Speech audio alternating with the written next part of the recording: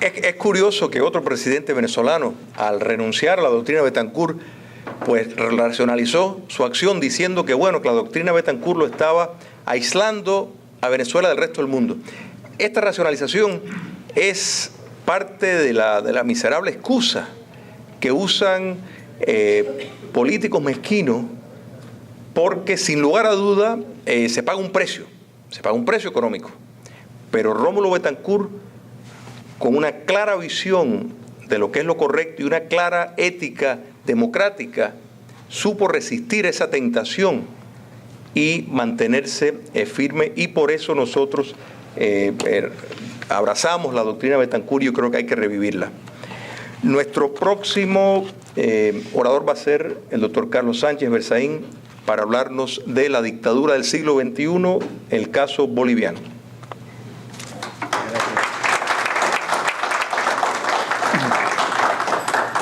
Gracias, buenas noches. Agradecido por la invitación a este importante panel de Resucitando la Democracia o Rescatando la Democracia en la América Latina. Boca a boca, la primera cuestión, la primera pregunta que surge es ¿por qué tenemos que estar hablando de rescatar la democracia? Y tenemos que hablar de rescatar la democracia porque hoy en día, en el siglo XXI, a fines del año 2013, en diciembre de 2013, existen dos Américas. Existe una América democrática y una América no democrática.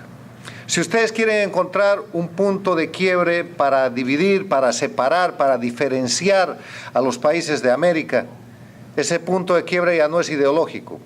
Hablar de derechas y de izquierdas es un escenario cada vez más confuso en tiempos de globalización, en tiempos en los cuales los gobiernos llegan con un discurso de derecha y ejecutan medidas sociales, porque eso es lo que el pueblo necesita, o llegan con discursos de izquierda y tienen que mantener la estabilidad económica, la inversión y la apertura de mercados, porque eso es también lo que el pueblo necesita.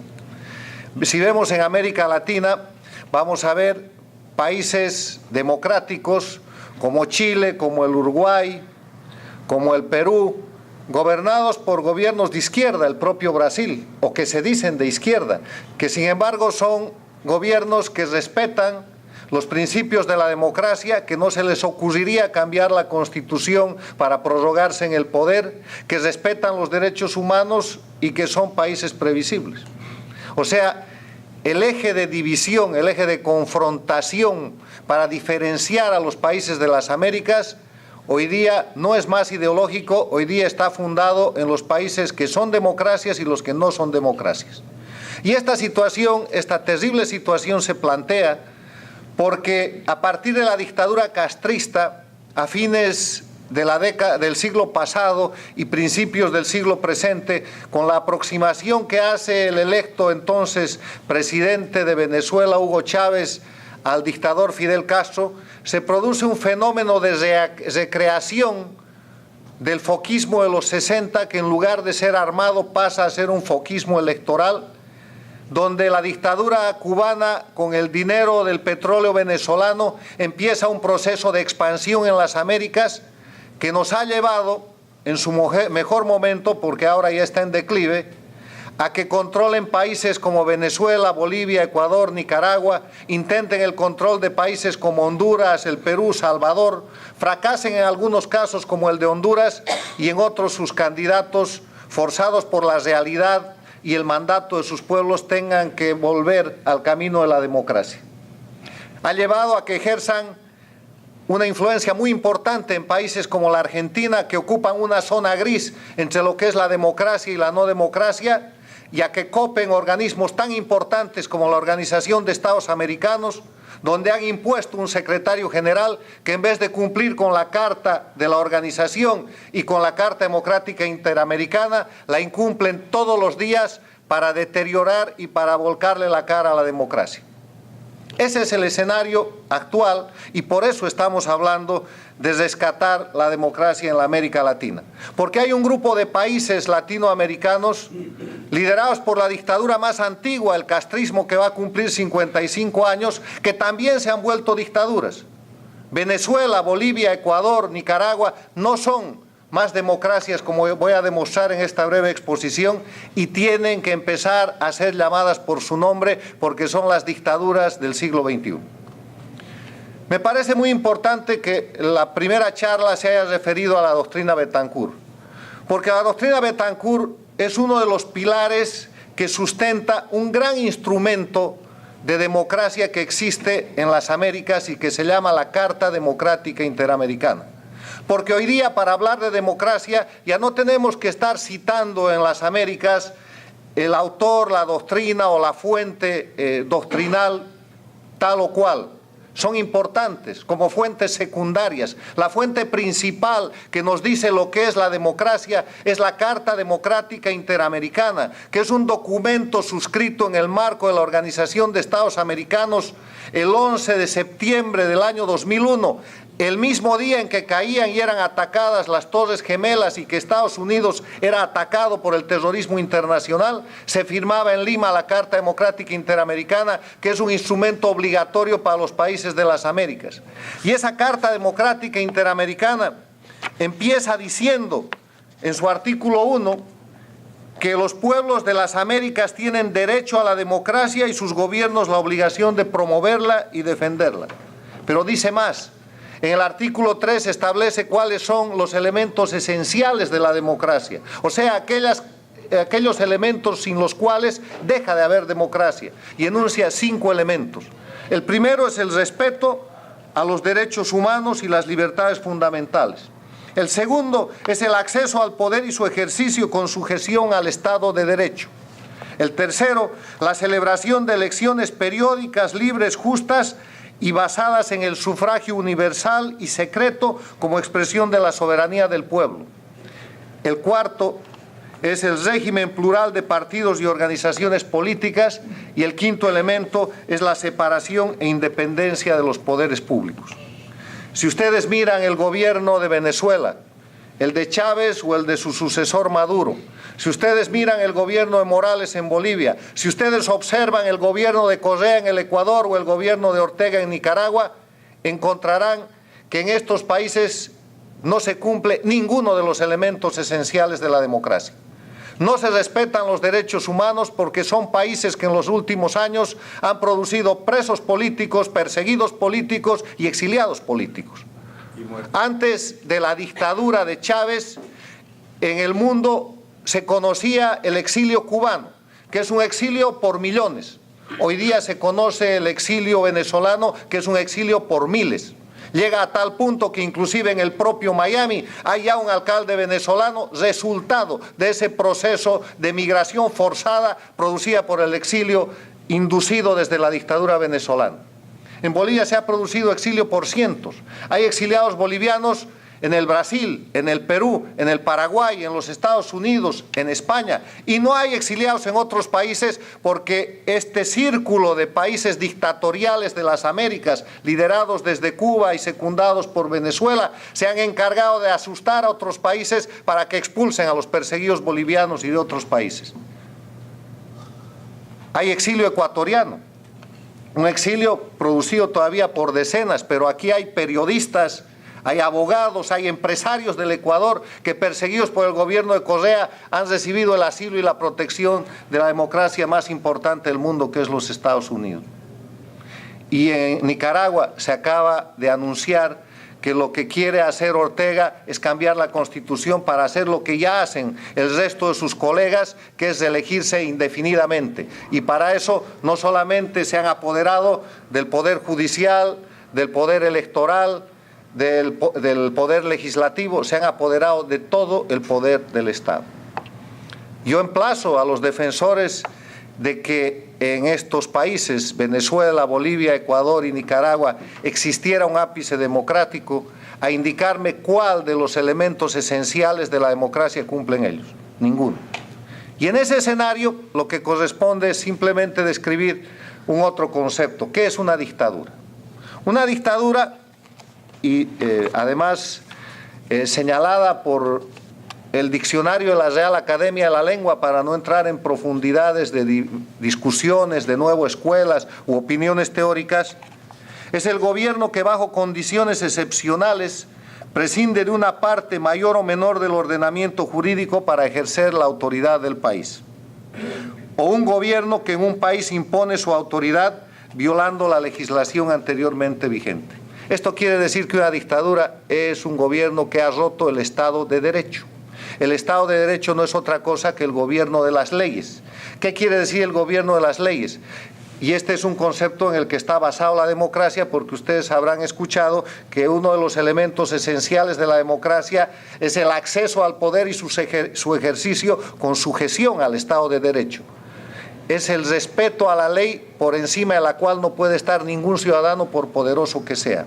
El momento en que un individuo o un grupo de individuos se pone por encima de la ley, se acabó la democracia. El momento en que un individuo o un gobierno empieza a hacer leyes para aplicarlas a su favor y para someter, perseguir o simplemente hacer lo que ellos dictan, así sean con leyes de su poder legislativo, eso es una dictadura, no es más una democracia. El hecho de que en Venezuela, en Bolivia, en Nicaragua y en el Ecuador hayan elecciones no quiere decir que eso sea democracia, porque en esas elecciones con fraude, en esas elecciones con perseguidos políticos, con gente que no puede ser candidato, en esas elecciones en las que los oficialistas se han apoderado de todos los medios de comunicación y hacen una campaña absolutamente superior y aventajada en contra de los opositores que quedan, no se puede hablar que haya democracia. En esas elecciones en las cuales se controlan los órganos electorales, donde los jueces electorales y las autoridades no son sino empleados puestos por el propio gobierno que está yendo a reelegirse, no se puede hablar de democracia. Entonces, con estos conceptos hay que simplemente aplicar estas descripciones a lo que sucede en estos países. Yo voy a dedicar unos minutos para hablar del tema boliviano y voy a citarles algunos casos para mostrar por qué el gobierno de Morales no es una democracia y es una dictadura. Uno de los casos se acaba de presentar y se trata del ciudadano americano Jacobo Ostreich, un empresario que fue a invertir a Bolivia, que fue muy exitoso y que de pronto fue apresado y sometido al Poder Judicial, que es un brazo más del poder omnímodo y total del dictador Morales. Fue acusado de lavado de dinero, le quitaron todos sus bienes. A tal punto llegó el abuso que Sean Penn, ese amigo de Fidel Castro, ese amigo de Chávez, ese actor americano que jugaba fútbol con el dictador Evo Morales y que defendía esta forma de cambio en los países de Latinoamérica, fue a pedirle a Evo Morales que lo libere. Como Evo Morales no le hizo caso, vino al Congreso de los Estados Unidos y denunció que había un ciudadano boliviano preso, perseguido indebidamente y extorsionado por el sistema legal del gobierno de Evo Morales. Hizo una presentación en el Congreso y eso generó la furia de todas las dictaduras, al punto que este ciudadano americano, para disimular, fue sacado de la cárcel y llevado a una detención domiciliaria. Después de más de un año de esa situación, hace 2 días se ha producido algún tipo de operación que ha sido informada hoy día a la prensa norteamericana por un congresista de Nueva York y por el propio Sean Penn. Y Sean Penn le ha dicho al mundo que ha sido rescatado el ciudadano americano que estaba indebidamente preso en Bolivia en el marco de una justicia que extorsiona, que no puede ser otra cosa que la herramienta de una dictadura. Un caso concreto en el cual han tenido que acudir a mecanismos extralegales para extraer del territorio boliviano y del poder de la justicia dictatorial de Evo Morales a un americano perseguido y detenido por haber tenido éxito económico y hacer dinero. Un empresario que no tiene nada que ver con la política y que además no era nacional boliviano. Pero hay otros casos. Unas semanas atrás, un senador boliviano que se llama Roger Pinto, senador en ejercicio, que había permanecido 17 meses asilado en la embajada del Brasil en la ciudad de La Paz, fue sacado también de manera subrepticia con ayuda de algunos funcionarios del gobierno brasilero y llevado al Brasil, donde le han dado refugio político. ¿Cuál fue su pecado? El investigar las vinculaciones del gobierno de Evo Morales con el narcotráfico. ¿Y cómo no van a haber vinculaciones si Evo Morales sigue siendo el productor cocalero, el dirigente de los productores de la coca ilegal más importante de Bolivia? Otro caso, ahora está el exiliado y asilado y amenazado y perseguido por el gobierno de Evo Morales. Otro caso, cuando Evo Morales llega al gobierno, de 9 gobernaciones o 9 departamentos que hay en Bolivia, 6 eran de oposición. Después de una serie de masacres, amenazas, asesinatos, persecuciones, hoy día el senador de Pando está encarcelado sin proceso que avance en la ciudad de La Paz. El senador del Beni está bajo proceso, impedido de ser candidato, destituido de su cargo. El senador de Cochabamba está exiliado en Washington, perseguido y con 4 sentencias ejecutoriadas. El gobernador de Tarija está exiliado en el Paraguay, acusado de casos de corrupción. La gobernadora de Chuquisaca está enjuiciada en la ciudad de Chuquisaca con libertad provisional. El único que se mantiene en el cargo es el gobernador de Santa Cruz, que ahora va a ser candidato de la oposición, entre comillas, para que Evo Morales siga teniendo alguna suerte de legitimidad en las elecciones nacionales del próximo año. Qué casualidad, todos los opositores, que entre ellos no eran del mismo partido político ni nada, en el exilio o en la cárcel, acusados por Evo Morales y perseguidos por el mismo aparato de justicia. Los expresidentes de Bolivia, los expresidentes de la democracia, todos enjuiciados. El presidente Sánchez de Lozada, enjuiciado, perseguido por los delitos que se lo acusan del derrocamiento que le produjeron precisamente Evo Morales y sus cómplices en octubre del año 2003. Y el alto mando militar del presidente Sánchez Lozada, hoy día preso político y encarcelado con sentencia de los jueces del dictador Morales en la capital de la República, Sucre. El expresidente Quiroga, enjuiciado y encarcelado, y pese a haberle dado la constitución que Evo Morales pedía, ahora reclamando a la Organización de Estados Americanos que cumpla una garantía que había dado de que Evo Morales no se reelegía más. El expresidente Rodríguez Belcé estaba enjuiciado, pero como Evo Morales lo necesitaba para nombrarlo embajador por el tema marítimo, le ha suspendido el juicio, pero el juicio continúa contra los miembros de su alto mando militar. Hay 100 de estos ejemplos más. ¿Se puede llamar democracia a un país que se maneja así? A un país donde hay el control absoluto del poder judicial, del ejecutivo, del legislativo, del electoral, donde se controla al Poder Judicial como un mecanismo de represión en vez de un mecanismo de justicia. No son democracias.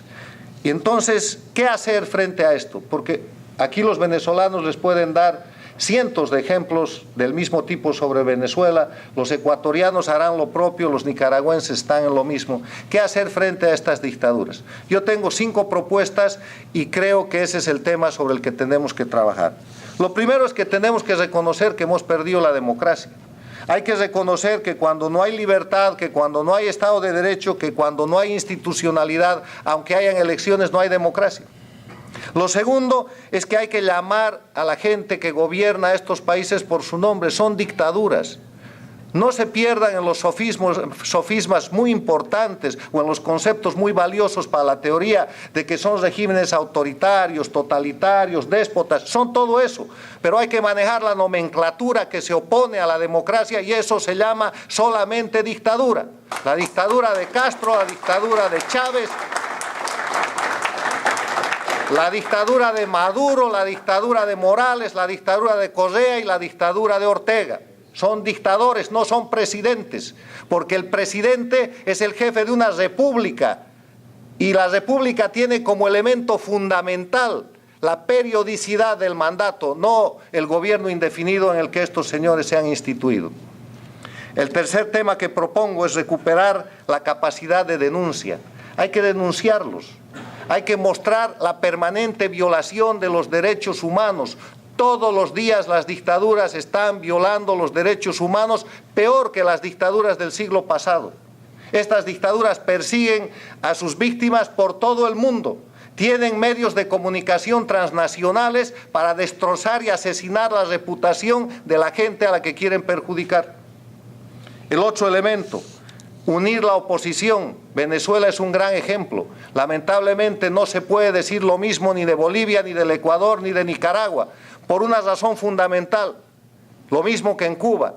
El gobierno hace el trabajo más eficiente para mantener la oposición dividida.